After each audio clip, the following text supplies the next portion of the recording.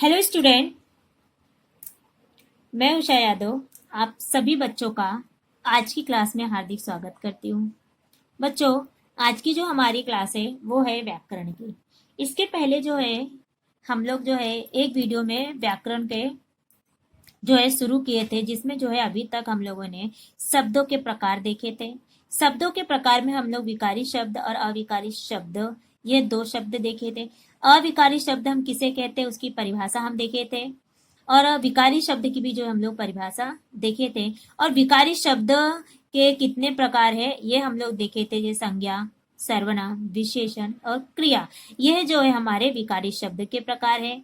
और अविकारी शब्द के प्रकार है क्रिया विशेषण अव्यय, समुच्चय बोधक अव्यय, संबंध सूचक अव्यय, विस्मयादि बोधक अव्यय। ये हमारे अविकारी शब्द के जो है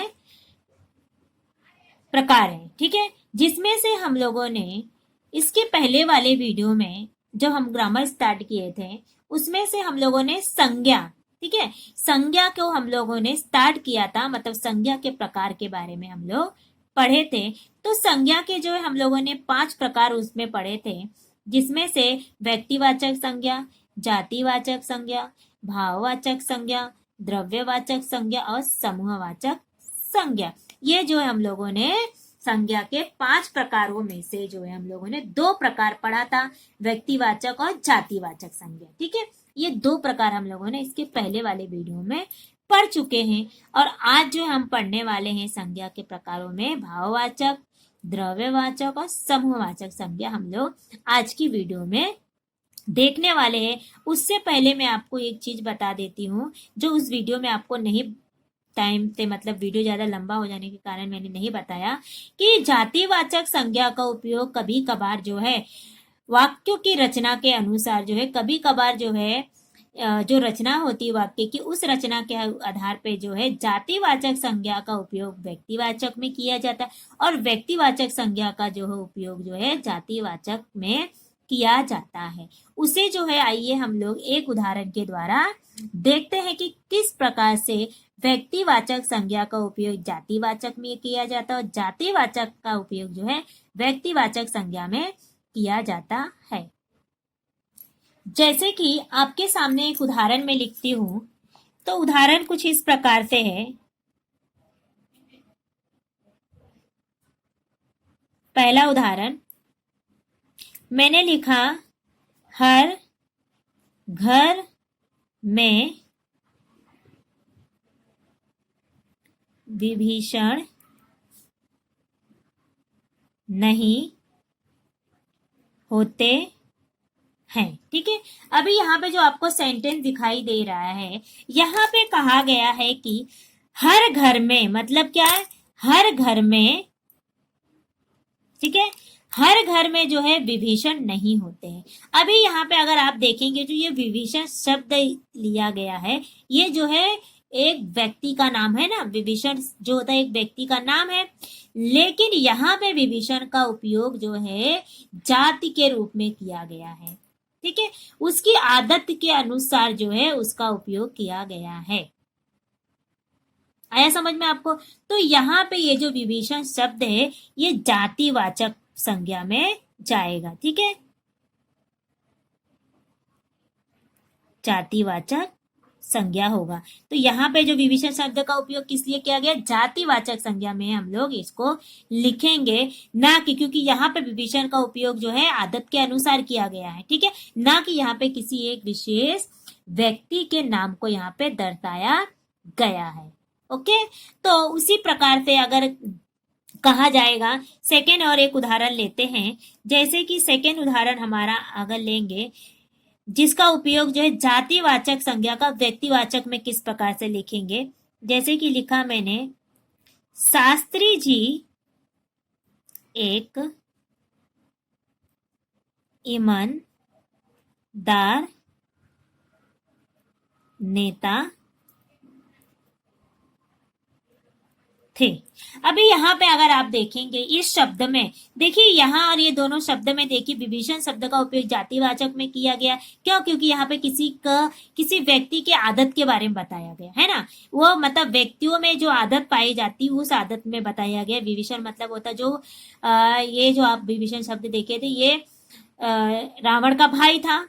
ठीक है, विभीषण जिसने अपने घर का मतलब घर का भेदी लंका ढाए, है ना। उसका जो है जब भी ऐसा कोई इंसान घर की पोल किसी दूसरे को बताते हैं तो उसको वहां पे एक उपाधि दी जाती है कि जिसको यहाँ पे बोला गया है कि भेद खोलने वाला, मतलब भेद खोलने वाला व्यक्ति। ठीक है, तो वो जात वह हर इंसान किसी के लिए भी उपयोग कर सकते हैं कि उसके अंदर ये आदत है कि वो किसी की भी पोल खोलता, मतलब वो सबकी भेद जाके सबको बताता है। ठीक है, तो उसी प्रकार से यहाँ पे जो विभीषण शब्द है वो एक जाति के मतलब किसी जो है आदत के अनुसार जो यहाँ पे उपयोग किया गया है। तो यहाँ पे अगर देखेंगे तो जो शास्त्री जी ये जो शब्द आप देख रहे हैं, शास्त्री जी ये शब्द हमारा जो यहाँ पे आप देखेंगे तो ये जातिवाचक संज्ञा के अंदर आता है। लेकिन यहाँ पे जातिवाचक संज्ञा का उपयोग जो है व्यक्तिवाचक संज्ञा में किया गया है। वो किस प्रकार से कि यहाँ पे दिखाई दे रहा कि शास्त्री जी एक ईमानदार नेता थे। ईमानदार नेता थे तो यहाँ पे नेता तो एक ही इंसान हो सकता है, ना कि सब बन सकते हैं नेता। ठीक है, तो यहाँ पे जो नेता की बातें की गई है, यहाँ पे जो शास्त्री जी नेता के बारे में कहा गया वो लाल बहादुर शास्त्री की ओर संबोधित कर रहा है। यहाँ पे किसी एक विशेष व्यक्ति के बारे में बताया जा रहा है। वो भी किसके बारे में, सब समझ जाएंगे कि लाल बहादुर शास्त्री जी के बारे में बताया जाए जो हमारे देश की सर्वप्रथम प्रधानमंत्री थे। उनके बारे में इस शब्द में कहा जा रहा है। तो आपको इससे समझ में आ गया होगा कि वाक्य की रचना के अनुसार आपको जो है पहचानना होता है कि जातिवाचक है कि व्यक्तिवाचक संज्ञा है। तो इस पे विशेष ध्यान देना होता है कि वाक्य क्या कह रहा है, पूरी वाक्य की रचना क्या की गई है, वो आपको यहाँ पे ध्यान देने होता है। तो यहाँ पे जो शास्त्रीय शब्द है यह क्या हमारा है, व्यक्तिवाचक संज्ञा है। ठीक है, क्योंकि यहाँ पे किसी एक विशेष व्यक्ति के बारे में बताया गया है। ठीक है, तो यहाँ पे क्या है, ये व्यक्तिवाचक संज्ञा का यहाँ पे आएगा। Is that clear? आपको इतना समझ में आ गया होगा कि किस प्रकार से जातिवाचक और जो है व्यक्तिवाचक संज्ञा का उपयोग जो है किया जाता है। तो चलिए हम अपना नेक्स्ट टॉपिक पे जाते हैं। वो कौन सा है कि हमारा जो है इसके बाद जो आएगा हमारा भाववाचक संज्ञा। क्या आएगा? हम लोगों ने अभी तक जो है देखा था व्यक्तिवाचक और जातिवाचक, अब इसके बाद जो है हम लोग देखेंगे भाववाचक। ठीक है,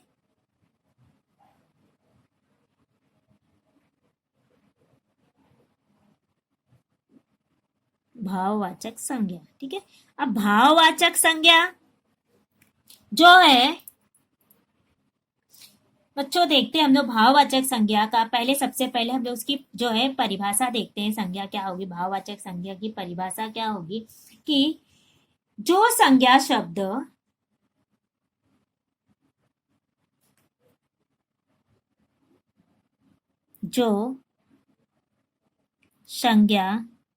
शब्द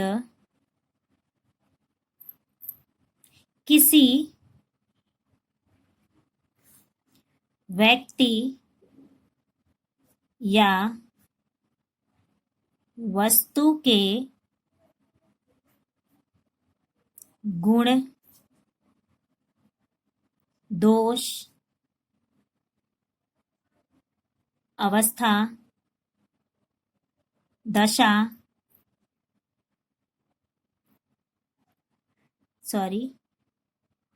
मन के भाव का बोध कराता है, उसे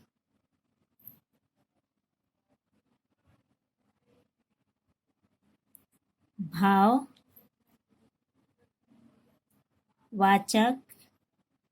संज्ञा कहते हैं।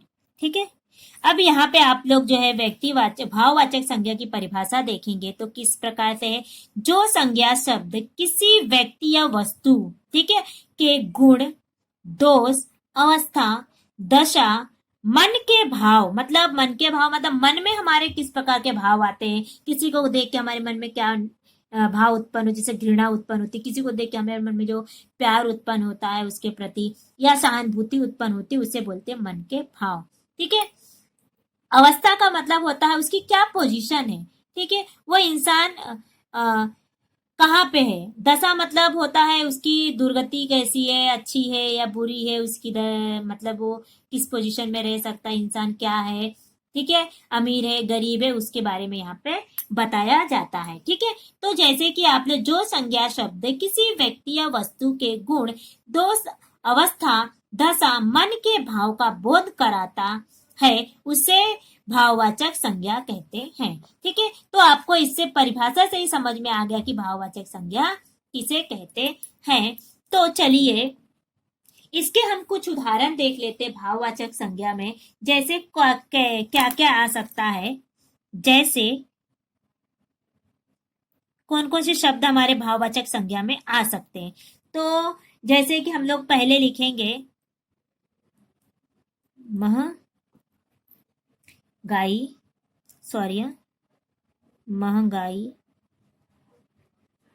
महंगाई, दया, अभिमान, साहस,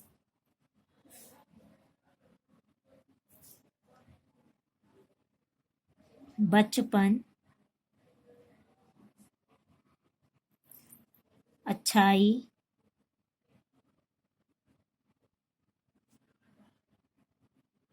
आदि। ठीक है, तो जातिवाचक संज्ञा के जो है भाववाचक संज्ञा के ये सारे शब्द, जैसे महंगाई, दया, अभिमान, साहस, बचपना, अच्छाई आदि, जो ये शब्द हमारे क्या है, भाववाचक संज्ञा के जो है शब्द है। इसी प्रकार से जो शब्द और होंगे वो हमारे सारे जो है शब्द भाववाचक संज्ञा में जाते हैं।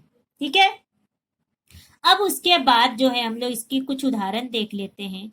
भाववाचक संज्ञा के उदाहरण देखते हैं, कोई दो चार एक उदाहरण देखेंगे तो समझ में हमको अच्छे से क्लियर होता है। जैसे कि अगर मैंने लिखा, एक शब्द हमारा है बाग में हरियाली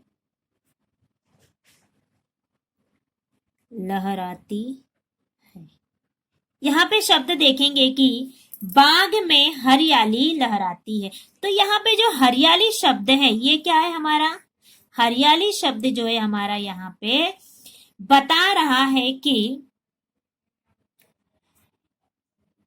बाग की जो है यहाँ पे बता रहा है कि वो कैसा है, बाग के गुण के बारे में बता रहा है कि यहाँ पे हरियाली बता रहा है कि बाग में क्या चाहिए, हरियाली। वहां पे गुण बता रहा है कि यहाँ पे हरियाली छाई हुई है, उसकी अवस्था के बारे में बता रहा है कि वो कैसा है, सूखा है कि क्या है, यहाँ पे ये चीज बता रहा है। तो मतलब बाग के बारे में बता रहा है कि बाग कैसा है, तो बाग में जो हरियाली जो है लहराती है। ठीक है, यहाँ पे ये जो है हमारा भाववाचक संज्ञा में आएगा। एक उदाहरण और देखते हैं हम, जैसे कि अगर मैं लूंगी सारी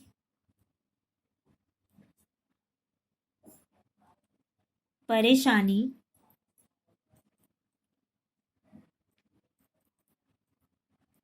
गायब हो गई।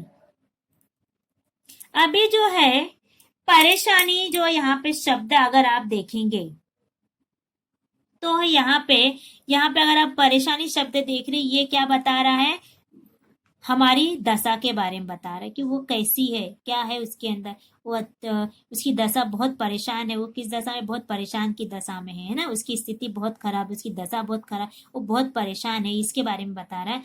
तो यहाँ पे जो है सारी परेशानी गायब हो गई, यहाँ पे परेशानी जो शब्द है ये हमारा भाव बता रहा है कि ये यहाँ पे भाववाचक संज्ञा है, मतलब यहाँ पे भाव बता रहा है ना, यहाँ पे किसी व्यक्ति के भाव के बारे में बता रहा है कि वो किस प्रकार सा था, उसकी जो है परेशानी दूर हो गई है। ओके, अब आगे चलते हैं। हम लोग का जो दूसरा शब्द अगर हम आएगा तो इसी प्रकार से हमारा जो है आता है ठीक है। तो इस प्रकार से हमारा ये उदाहरण हुआ कि किस प्रकार से हमें बताना है कि अगर मैंने एक उदाहरण और आपको बताया कि रमेश ईमानदार लड़का है, ठीक है, रमेश ईमानदार लड़का, तो यहाँ पे जो ईमानदार शब्द आया है ये उसके गुण के बारे में बता रहा है कि रमेश कैसा लड़का है, वो ईमानदार। तो ईमानदार जो शब्द है उसके गुण के बारे में बता रहा है कि रमेश जो है एक बहुत ही ईमानदार लड़का है। तो आपको इतना समझ में आया। तो देखिए अब यहाँ पे एक चीज और देखने लायक है, ठीक है, कि कभी कभार क्या होता है कि जो हमारा जातिवाचक संज्ञा है, ठीक है, जो हमारा जातिवाचक संज्ञा को जो है भाववाचक संज्ञा में प्रयोग किया जाता है। यहाँ पे एक जो है आपको विशेष ध्यान देना होता है, जिस प्रकार से हम लोगों ने पहले पढ़ा कि जाति व्यक्तिवाचक संज्ञा का जातिवाचक में उपयोग होता है और जातिवाचक संज्ञा का व्यक्तिवाचक में उपयोग होता है, उसी प्रकार से जो है कभी कभी जो होता है भाववाचक जो संज्ञा है हमारी, भाववाचक संज्ञा का उपयोग जो है जातिवाचक संज्ञा का उपयोग जो है व्यक्तिवाचक में भाववाचक में किया जाता, मतलब जातिवाचक संज्ञा का उपयोग जो है भाववाचक संज्ञा में किया जाता है। वो किस प्रकार से किया जाता है वो देखेंगे। पहले यहाँ पे एक नोट हम लोग लिख लेते हैं जो आपके लिए बहुत इंपॉर्टेंट है कि जातिवाचक संज्ञा का प्रयोग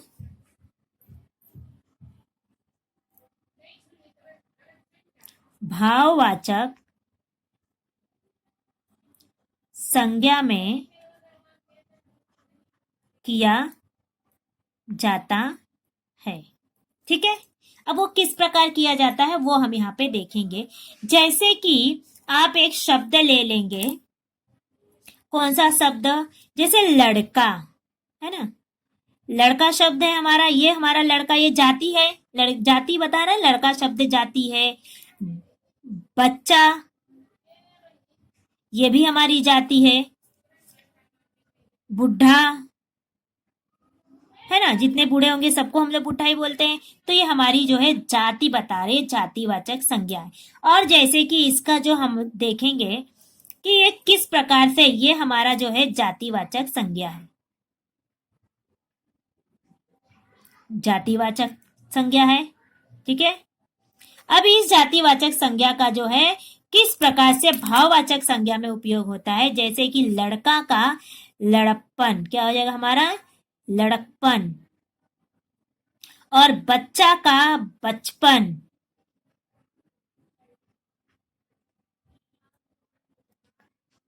ठीक है, या बचपना भी बोलते हैं। बूढ़ा का बुढ़ापा, ठीक है, ठीक है। ये इस प्रकार से उपयोग किया, जैसे कि लड़कपन, बचपना, बुढ़ापा। कहते हैं ना, अगर किसी व्यक्ति को बोलते भाव के अनुसार, अरे इसमें क्या जो है बचपना छाया हुआ, अभी भी ये बचपना इसके अंदर भरा हुआ, तो उसके अंदर के हम लोग उसके भाव के बारे में बताते हैं ना, उसके अंदर के गुण को बताते हैं कि ये क्या है, बचपना अभी भी है, क्या तुम बुढ़ापा आ गया है तुम्हें, तो वहां पे भाव बताते हैं। वहां पे लड़कपन मतलब अभी भी लड़कपन ही जैसी बातें करे, अभी भी इसके अंदर जो है वही लड़कों वाली हरकत करता है, ठीक है। तो इस प्रकार से हम लोग जो है जातिवाचक संज्ञा का जो है हम लोग भाववाचक में उपयोग करते, ठीक है। ये हमारे क्या है, भाववाचक संज्ञा है, क्या है, आया समझ में आपको। तो इस प्रकार से ये इस बात का ध्यान देना कि जातिवाचक संज्ञा का प्रयोग जो है भाववाचक संज्ञा में किया जाता है।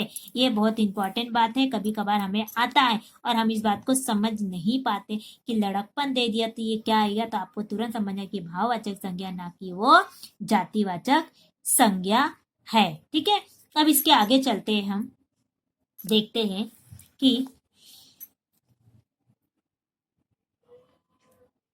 अब जो है हम लोगों का इसके बाद का जो हमारा टॉपिक आएगा, चौथा पॉइंट हमारा आएगा, वो हमारा है द्रव्यवाचक। कौन सा शब्द है, द्रव्यवाचक संज्ञा, ठीक है, द्रव्यवाचक संज्ञा हम देखेंगे। अब चलिए इसका जो है हम लोग सबसे पहले जो है हम लोग इसकी परिभाषा देखते हैं कि द्रव्यवाचक संज्ञा किसे कहते हैं। तो आपको द्रव्यवाचक संज्ञा जो है इसके नाम से ही पता चल गया होगा कि द्रव्य अर्थात क्या। ठीक है, द्रव्य अर्थात होता है पदार्थ, बोलते हैं इसे, जो हम लोग द्रव्यवाचक की जगह पे हम लोग इसको पदार्थ वाचक भी कहते हैं। ठीक है, पदार्थवाचक संज्ञा भी कहते हैं। ठीक है, अब हम इसकी परिभाषा देखेंगे कि द्रव्यवाचक संज्ञा या पदार्थवाचक संज्ञा की क्या परिभाषा किसे कहते हैं। तो आपको समझ में आएगा कि जो संज्ञा शब्द किसी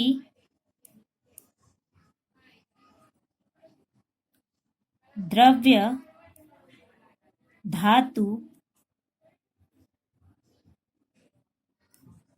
आदि के नाम का बोध कराता है, उसे द्रव्य वाचक या कोष्टक में लिख देती हूँ पदार्थ वाचक संज्ञा कहते हैं। Is that clear? सबको मालूम पड़, जो संज्ञा शब्द किसी जो है, जो संज्ञा शब्द किसी द्रव्य धातु आदि, जो आदि के जो शब्द नाम का बोध कराए। ठीक है, जो द्रव्य या किसी धातु के नाम का बोध कराता, उससे हम लोग द्रव्यवाचक संज्ञा कहते हैं। समझ में आया? या पदार्थ भी लिख सकते, पदार्थ का ही बोध कराता, उससे जो हम लोग द्रव्यवाचक संज्ञा कहते हैं। हो गया? तो अभी आप देखेंगे कि अगर हम लोग इसके लिए सबसे पहले एक सबसे इंपॉर्टेंट बात होती है कि द्रव्यवाचक संज्ञा हम सिर्फ उन्हीं संज्ञाओं को कह सकते, उन्हीं पदार्थ या धातु या द्रव्य को कह सकते जिसे हम लोग जो है नाप कर या तौल कर खरीदते हैं। ऐसे ही शब्दों को, ऐसे ही चीजों को हम लोग जो है द्रव्यवाचक के रूप में द्रव्यवाचक संज्ञा के रूप में उपयोग कर सकते हैं, और बाकी हम लोग नहीं कर सकते हैं।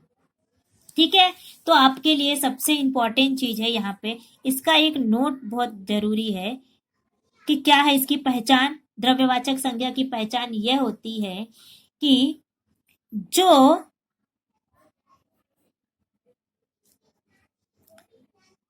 द्रव्य, धातु या पदार्थ हम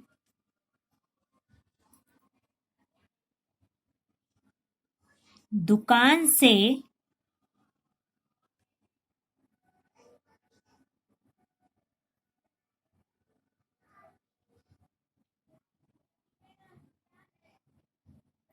वजन करके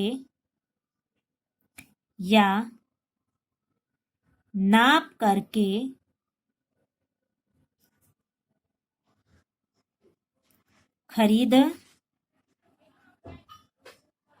खरीदते हैं, उसे द्रव्यवाचक या पदार्थवाचक संज्ञा कहते हैं। ठीक है, ऐसा समझ में आपको सबसे इंपॉर्टेंट चीज क्या, जो द्रव्य, धातु या पदार्थ, ठीक है, या जो सामान भी हम लोग यहाँ पे लिख सकते हैं, इसकी जगह पे हम लोग यहाँ पे लिख सकते हैं कि जो सामान, ठीक है, सामान भी आ सकता है यहाँ पे। ठीक है, जो सामान या जो भी धातु या पदार्थ होगा, जो भी हम दुकान से वजन करके या उसे नाप कर खरीदते हैं, उसे हम लोग द्रव्यवाचक या पदार्थवाचक संज्ञा कहते हैं। और इसके सिवा जो भी शब्द आएंगे वो सारे जो है पर जो है गिने नहीं जा सकते। मतलब ये शब्द ऐसे होंगे, ये जो होता है पदार्थ जो हम लोग नापते हैं और तौलते हैं, लेकिन जो होता है इन्हें जो है हम लोग कभी भी जो है गिन नहीं सकते हैं। ठीक है, ऐसे ही चीजों को हम लोग द्रव्यवाचक संज्ञा कहते हैं, जिन्हें गिना नहीं जा सकता है। याद रखना, जिन्हें गिना नहीं जा सकता वही जो है हमारे जो है कहाँ पे आते हैं, द्रव्यवाचक संज्ञा में आते हैं। जो गिन सकते हैं, भले वो तो द्रव्य हो, धातु हो या पदार्थ हो, कोई भी सामान हो, जिन्हें हम गिन सकते हैं वो हमारे द्रव्यवाचक संज्ञा में नहीं आते हैं। आया समझ में आपको? तो इसके तौर पे अगर मैं आपको एक उदाहरण ले लेती हूँ, अगर एक उदाहरण लेती हूँ, जैसे कि एक शब्द, जैसे मैंने आपको कहा गाड़ी, ठीक है, गाड़ी शब्द मैंने लिया आपको। ये जो गाड़ी है या मोबाइल है, गाड़ी मोबाइल जो शब्द है, ठीक है, वो जो है हम लोग में, उसे जो है हम लोग द्रव्यवाचक संज्ञा नहीं कह सकते, उसे हम लोग धातुवाचक संज्ञा नहीं कह सकते, पदार्थवाचक संज्ञा नहीं कह सकते। क्यों? क्योंकि उस चीज को जो है हम लोग जो है, भले ही वो पदार्थ है, भले वो एक सामान है, भले वो एक धातु है, लेकिन जो है हम लोग गाड़ी, मोबाइल, ऐसी बहुत सारी चीजें जिसे जो है हम लोग जो है दुकान से नाप कर या तौल कर नहीं लेते। जैसे कोई डब्बा हुआ, वो हम लोग नाप के लेते, तौल के लेते नहीं लेते, हम लोग डायरेक्ट ऐसा ही खरीदते हैं, ठीक है। तो उसे जो है हम लोग कभी भी जो है द्रव्यवाचक संज्ञा नहीं कह सकते, क्योंकि वो काउंटेबल नाउन होता है, ठीक है, वो इंग्लिश में जो है काउंटेबल नाउन में जाता है, ठीक है। वो आपको अलग से आपको पढ़ाया जाएगा जब आगे आप की जो है किसे कहते हैं संख्या, संख्या और असंख्या जब आप पढ़ेंगे आगे, उसके बाद जो हम लोग आपको जब आगे पढ़ेंगे तो आपको समझ में आ जाएगा किस प्रकार से ये जो है हमारा द्रव्यवाचक संज्ञा में नहीं आता है, ठीक है। तो अभी आप जब देखेंगे, इसका अगर आपको उदाहरण देती हूं मैं, वो है ये इस प्रकार से होगा कि एक उदाहरण ले लेते हैं हम लोग इसका फटाफट। सारा सोना चोरी हो गया। अब यहाँ पे ये जो सोना शब्द है, ये हमारा जो है धातु आएगा। क्यों? क्योंकि यहाँ पे सोना को जो हम लोग नाप वजन करके लेते हैं, ठीक है, इसे जो हम लोग वजन करके लेते, चोरी हो गई, हमारी क्रिया हो गई, ठीक है। अभी एक दूसरा उदाहरण ले लेंगे हम लोग यहाँ पे, अगर कि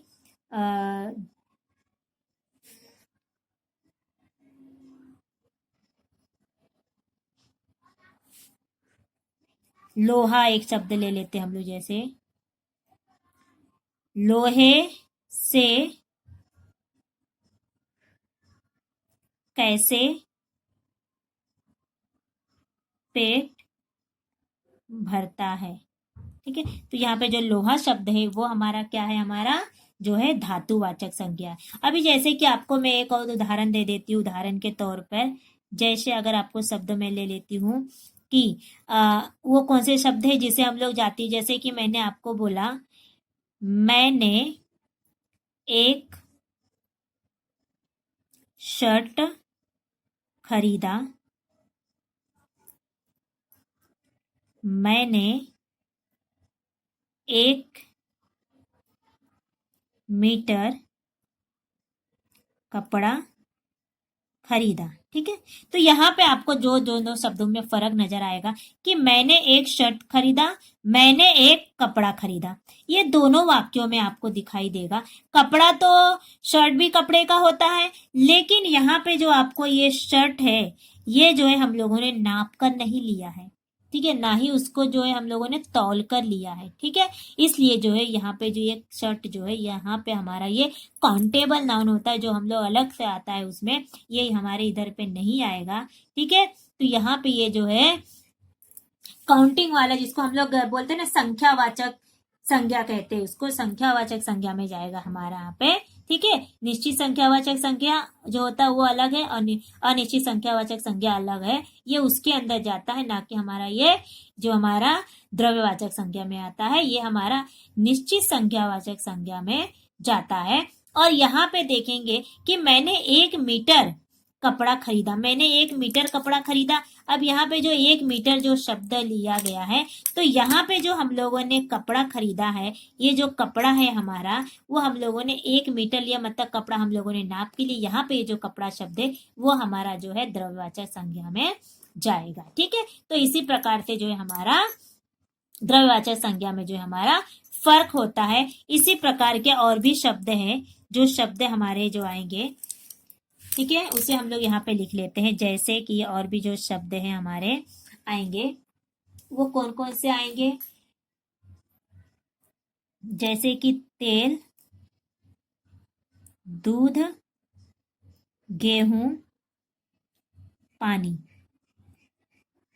आदि शब्द। ठीक है, इस प्रकार के जो भी शब्द आपको दिखाई देंगे वो सारे हमारे कहाँ पे आएंगे, द्रव्यवाचक संज्ञा में आएंगे। लेकिन एक बात का ध्यान देना कि द्रव्यवाचक संज्ञा हम उसे ही कहते हैं जिन संज्ञा शब्द का उपयोग जो है हम लोग कहाँ पे करते हैं, जो संज्ञा शब्द का उपयोग जो है हम लोग सिर्फ जो है नाप और तौल के खरीदते हैं, जिसे नापा और तौला जा सकता है, उसे गिना नहीं जा सकता, उसे ही हम लोग जो है क्या कहते हैं, द्रव्यवाचक संज्ञा कहते हैं। उन्हीं शब्दों को या उन्हीं चीजों को हम जो है द्रव्यवाचक में रख सकते हैं, द्रव्यवाचक संज्ञा में रख सकते हैं। ठीक है, यहाँ तक आपको क्लियर हुआ। अब उसके आगे चलते हैं हम।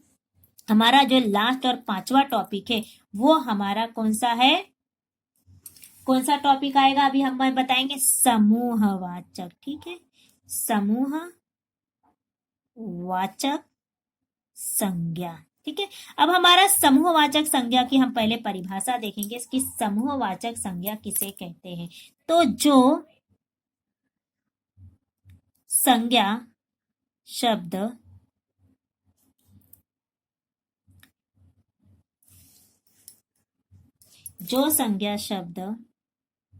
किसी समूह या समुदाय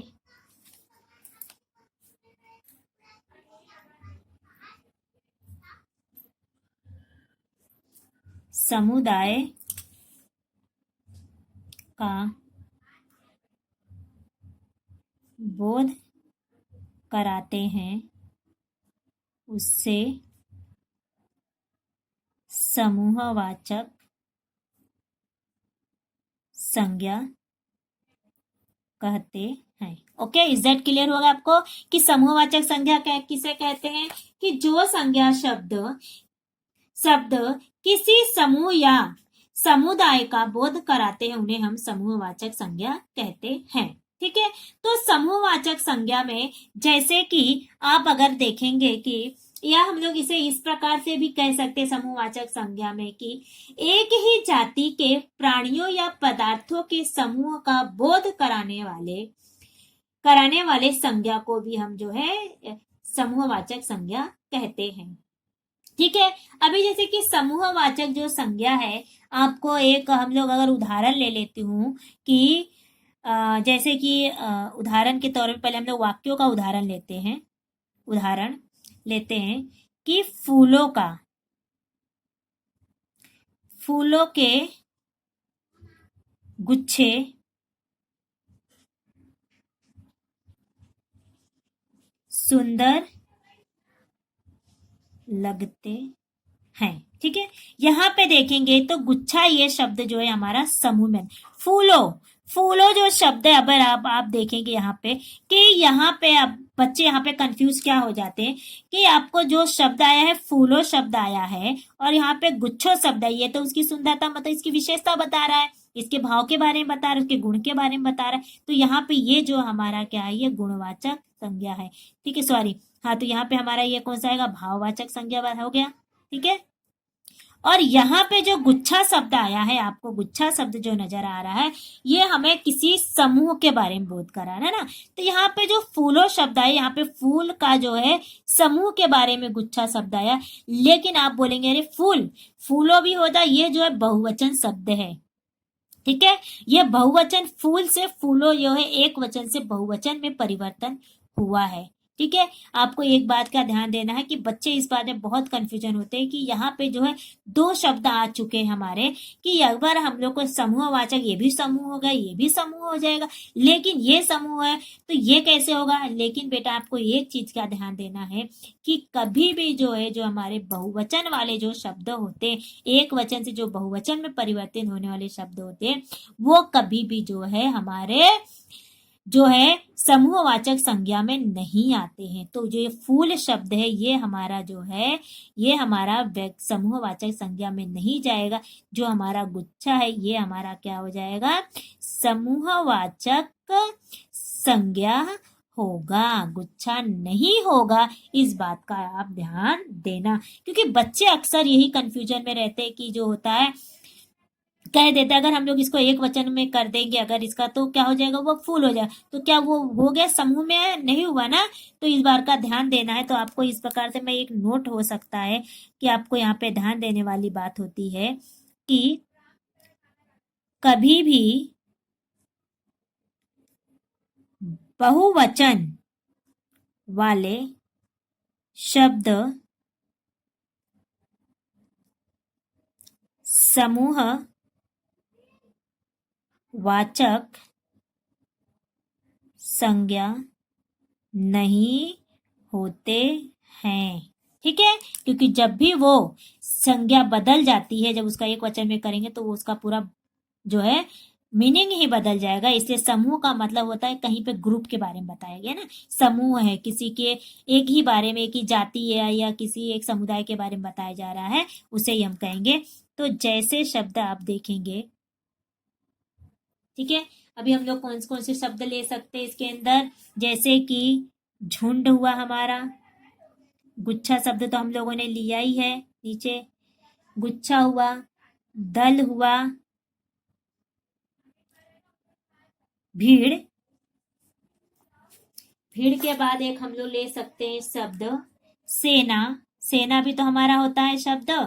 ठीक है, कुटुंब, कुटुंब मतलब परिवार शब्द भी हमारा ये कहाँ पे आएगा, हमारा समूह में आएगा। ठीक है, क्योंकि वहां पे लोग ग्रुप में रहते हैं आदि।